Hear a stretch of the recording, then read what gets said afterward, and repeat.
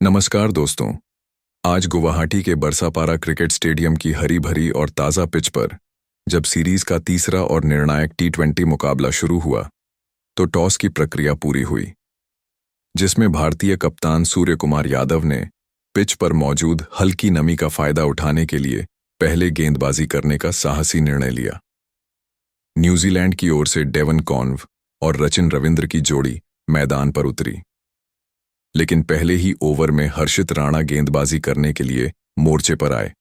और उन्होंने अपनी तीसरी ही गेंद पर पूरे स्टेडियम को जोश से भर दिया, जहां उन्होंने एक सटीक लेंथ गेंद पर डेवन कॉन्व को अपनी ओर आकर्षित किया,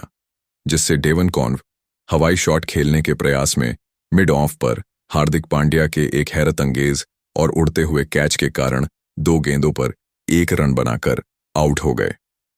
इसी ओवर की चौथी गेंद पर रचिन रविंद्र ने एक दर्शनीय चौका जड़कर अपना खाता खोला, लेकिन दूसरे ओवर में उपकप्तान हार्दिक पांड्या दूसरे ओवर में गेंदबाजी करने के लिए आए और उन्होंने अपनी चौथी गेंद पर न्यूजीलैंड को दूसरा बड़ा झटका दिया, जहां रचिन रविंद्र एक शॉर्ट पिच गेंद पर पुल शॉट खेलने के प्रयास में डीप स्क्वायर लेग पर रवि बिश्नोई को कैच थमाने के कारण 5 गेंदों पर 4 रन बनाकर आउट हो गए। उनकी इस संक्षिप्त पारी में एक चौका शामिल है। गुवाहाटी के बरसापारा स्टेडियम में जब न्यूजीलैंड की टीम ने मात्र 5 रनों के स्कोर पर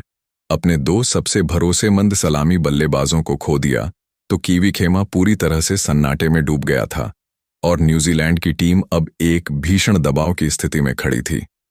भारतीय कप्तान सूर्य कुमार यादव ने इस दबाव को और अधिक बढ़ाने के इरादे से हर्षित राणा को पारी के तीसरे ओवर में दोबारा गेंदबाजी करने के लिए मोर्चे पर बुलाया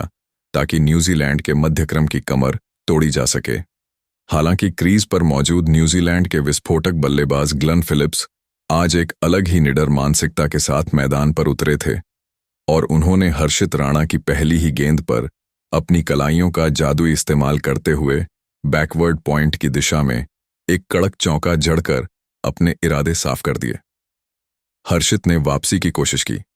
लेकिन फिलिप्स ने अगली ही गेंद पर उनकी गति का फायदा उठाते हुए एक्स्ट्रा कवर के ऊपर से एक और शानदार चौका बटोर लिया,